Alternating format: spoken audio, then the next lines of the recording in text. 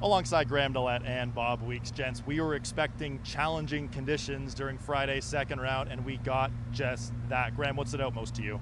This course is just getting firmer and faster and browner day by day. You know, since we showed up Tuesday morning and looked at the golf course, it's just different now. It played tough. The scores reflected it. I mean, you look no further than the two guys who were leading. Rory McIlroy with 2 over, Patrick Cantlay 1 over par today. So difficult to get anything under par. And yeah, the course is really holding up, and that's the story here so far this week. And you have to be so exact out there. Rory was talking about how he had a shot in, it was 151 yards. He says, if I hit it 144 yards, it's going to roll back off the green. If I hit it 148 yards, it's going to roll over the top back of the green.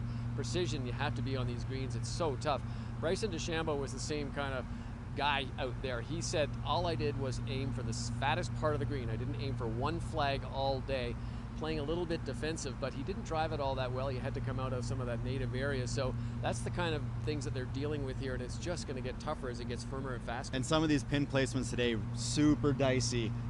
We saw guys kind of playing ping pong back and forth, and that's going to jack up the scores every time. And without a doubt, the biggest surprise of the week so far, Scottie Scheffler, a 4 over 74 in round 2. Yes, he'll be around for the weekend, but Graham, how surprising was this round? Surprising, especially we were talking coming in how he drives it as good as anyone. His iron play is, best in the world.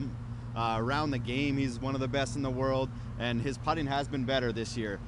This week, none of that, and especially his putting poorly. And it actually speaks wonders that he played as bad as he did and is still around for the weekend. And he's got to make some special moves Saturday, but to get himself back into contention Sunday. But it was pretty shocking to see what Scottie Scheffler did this week. You wonder if it's just sort of everything catching up to him finally. I mean, he's won all these tournaments. Every time you win, it takes a little bit of time out of you, a little more. And when you're winning 5 times and playing the way he has, he's been in the whole thing with the arrest. He's got a new child, and you wonder if maybe finally it's just kind of got to the exasperation point. At one point, he hit a shot today and was talking to himself, and he says, Scottie, that is the worst shot you've hit in your life.